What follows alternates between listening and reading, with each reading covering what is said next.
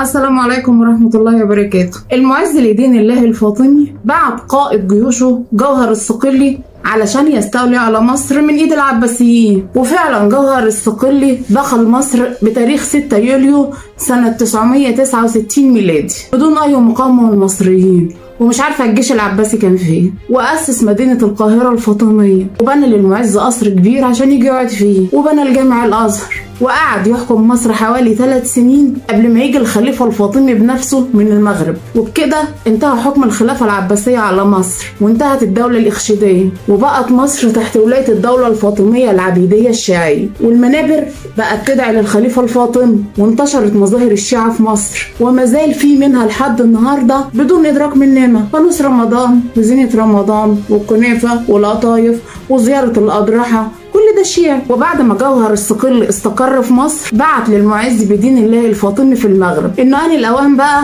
انه يجي علشان يقعد في عاصمة الخلافة الجديدة اللي هي القاهرة. وفعلا المعز لدين الله جه وجاب معاه كل عيلته ومدخراته، حتى التوابيت بتاعة الأموات بتوعه جابها معاه علشان تدفن جنبه في القصر بتاعه، وساب في المغرب واحد من أسرة بربرية يحكمها، وكان اسم الأسرة دي أسرة بني زيري. ووصل المعز لدين الله القاهرة بتاريخ 11 يونيو سنة 972 ميلادي، يعني بعد ما جوهر الصقلي فتحها ب3 سنين. وأول ما المعز لدين الله وصل القاهرة حط التوابيت اللي فيها رفات آبائه المهدي والقائم والمنصور، اللي هم ال3 خلفاء الفاطميين اللي كانوا قبله، لأن المعز لدين الله الفاطمي كان هو رابع خليفة فاطمي، فحط رفات أجداده بقى في تربة الزعفران. وأول ما وصل واحد من ولاده توفى فدفنوا برضه جنب رفات أجداده. وبيقول المقريزي في كتابه الخطط إن الخلفاء الفاطميين اهتموا بالتربة دي جدا، وكانوا حريصين جدا على إنهم يزينوها بالجواهر والأحجار الكريمة، ودايما يحطوا فيها العود والمسك عشان تبقى ريحتها حلوه. وكان الخليفه كل ما يرجع لقصره يعدي على التربه دي عشان يزور قبر اجداده وابائه، وده غير الزيارات اللي كانت في مواعيد المحدده زي يوم الجمعه والاعياد والمناسبات. والقصر اللي بناه جوهر الصقلي علشان الخليفه الفاطمي يعيش فيه كان ليه 9 ابواب، واحد منهم كان مخصص انه يفتح على التربه دي، والباب ده اتسمى باب الزعفران. وفي عهد الخليفه المستنصر بالله مصر مرت بحالة شديدة جدا من الاضطرابات، كان فيها مجاعة شديدة والأوبئة انتشرت ونقص في مية النيل، ودي اللي اتعرفت في التاريخ بالشدة المستنصرية. وبعد ما المحلات اتنهبت هي والبيوت، الجنود اللي ما خدوش رواتبهم هجموا على تربة الزعفران علشان ياخدوا منها الجواهر والتحف والأحجار الكريمة اللي كانت محطوطة فيها. قالوا البطون الجعانة أولى، هي الأموات هتعمل إيه يعني بالجواهر والأحجار الكريمة؟ وقتها المستنصر بالله خاف قوي من التطور ده، واستدعى بدر الدين الجمالي من حلب من سوريا عشان يرجع الضبط والربط في البلد. وبيقول المقريزي برضه ان الاتراك طلبوا من المستنصر النفقه بتاعتهم فمطلهم، فهجموا على التربه وخدوا اللي فيها من الذهب والتحف والجواهر، واتقدرت الحاجات اللي اتسرقت ساعتها من تربه الزعفران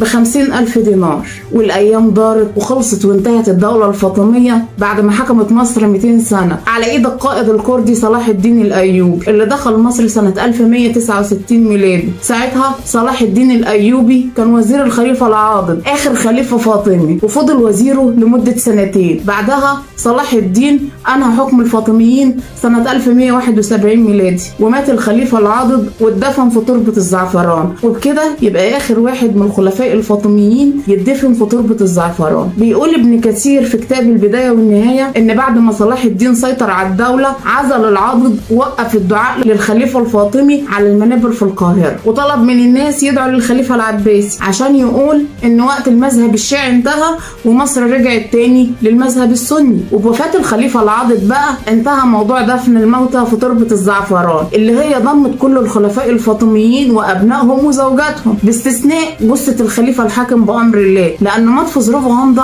ومحدش عارف طريق جثته. وعدت السنين وبدأ الخراب يظهر في القصور الفاطمية، وبدأت تقع وتتبني على أنقاضها مباني جديدة، وتربة الزعفران تم إهمالها وتحولت لخرابة بيرموا فيها الزبالة وجثث الحيوانات الميتة. واستمر الحال على كده طول فترة الدولة الأيوبية، وحتى بعد ما جت دولة المماليك لحد ما جه السلطان الظاهر برقوق، وده أول ملك من المماليك الشراكسة. السلطان برقوق كان فيه معاه أمير اسمه شمس الدين جهارس الخليلي، وكان منصبه أمير خور، يعني بيشرف على الاسطبلات السلطانيه والبريد. والخليلي حب انه يبني لنفسه خان كبير الناس تمارس فيه التجاره والبيع والشراء، فقعد يدور على مكان مناسب عشان يبني فيه الخان ده. وبعد فتره استقر على انه يبني الخان ده في مكان قريب من مسجد السلطان برقوق، يعني قرب ميدان بين القصرين في شارع المعز. وما كانش في حاجه ممكن تمنعه عن قراره ده غير ان الارض عاوز يبني عليها الخان هي تربة الزعفران، وفيها رفات ميتين كتير، وكده مضطر ينبش القبور عشان يبدا يبني الخان بتاعه. بس طبعا محدش هيقدر ينبش قبر بدون سبب شرعي، وهو احنا هنغلب؟ الورق ورقنا والدفاتر دفاترنا. الخليلي كان له صديق اسمه شمس الدين محمد القليجي، وكان شيخ على المذهب الحنفي، وكان نقيب القضاة في فترة في القاهرة. فالخليلي راح له وسأله عن الرأي الشرعي في نبش القبور، بما انه هيعمل مشروع اقتصادي مهم هيفيد البلد. فالقاضي صاحبه قال له ده قبور خلفاء الدولة الفاطمية ويجوز ازالتها، وانك ترمي اللي فيها في الزبالة لانهم فاطميين وكفار معتدين ورافضية. والخليلي ما كدبش خبر، وجاب العمال وبدأوا يحفروا في تربة الزعفران، وخرجوا رفات عشرات الرجال والنساء والاطفال منها، وحطوها في قفف على ظهر البغال، ومشيت بيهم في شوارع وحواري القاهرة، والناس كانت بتسقف لهم وبتهيص. والبغال مشيت قدام الجامع الازهر اللي هو كان في يوم من الايام المنابر بتاعته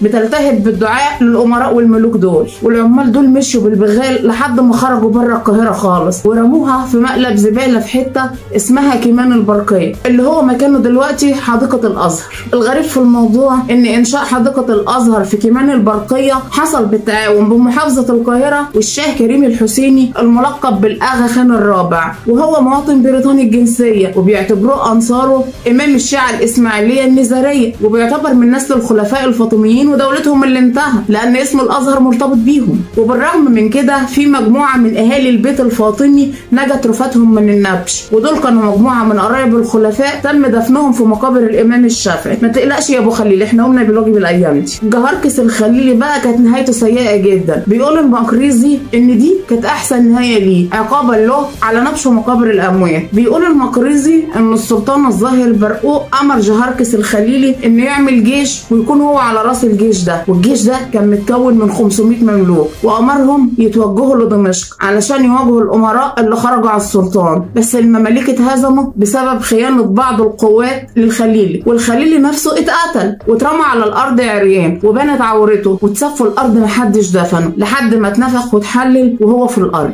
وبيقول المقريزي ان دي هي العقوبة اللي يستحقها على نبش قبور الائمه وابنائهم. وبكده تكون انتهت قصه خان الخليلي اللي كان عمره اقصر بكتير من الخان بتاعه، والخان اتكتب له انه يعيش لحد دلوقتي ويكون من اهم المزارات السياحيه في مصر. وبس كده خلص موضوعنا النهارده، واتمنى لو عجبكم الموضوع تدعموني بلايك واشتراك وكومنت حلو زيكم كده، والسلام عليكم ورحمه الله.